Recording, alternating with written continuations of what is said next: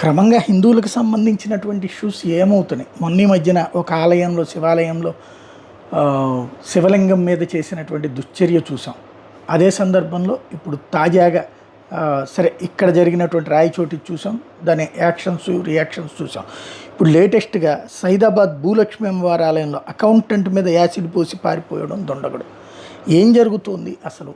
ఆలయం అనేటటువంటి దానికి భద్రత లేదు, లేదా ఇక్కడ దీంట్లో అవతల వాడి ఉద్దేశం సరే, వాడు ఏమైనా వ్యక్తిగత కక్షలు కూడా ఉండొచ్చు, కానీ ఫైనల్ ఇంటెన్షన్ ఏమవుతుంది అంటే ఒక భగవంతుడి సన్నిధిలో ఉన్నోడినే కాపాడుకోలేకపోతే ఎట్లా. ఇదివరకు ముస్లిం సామాజిక వర్గానికి సంబంధించినటువంటి రాజులు ఈ దేశం మీద దండయాత్ర ఎందుకు చేసేవాళ్ళు అంటే, ఫస్ట్ గుళ్ళ మీదనే ఎందుకు దండయాత్ర చేసేవాళ్ళు అంటే, ఎందుకంటే ఆలయాలలో ఉన్నటువంటి ఆస్తులతో పాటుగా మూల విరాట్టుని దెబ్బతీస్తే ఆ మూల విరాట్టు నమ్ముకుని ఆ మూల విరాట్టు వలన ఆ దేవుడి వలన తమ బిడ్డలు బాగుపడ్డారు, తమ ఊరు బాగుపడింది, తమ కుటుంబం బాగుపడింది అని భావిస్తుంటారు కదా. ఆయనే కాపాడుకోలేడు, నిన్నేం కాపాడతాడు అని ఒక సైకలాజికల్ అటాక్. వాస్తవంగా మనం వాళ్ళకి లొంగిపోయినటువంటిది అదే.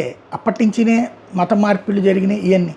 అలాంటి కాన్సెప్టులు మళ్ళీ ఏమన్నా తెర మీదకి తీసుకొస్తున్నారా? ఈ రూట్లో ఆలోచించాల్సి ఉంది.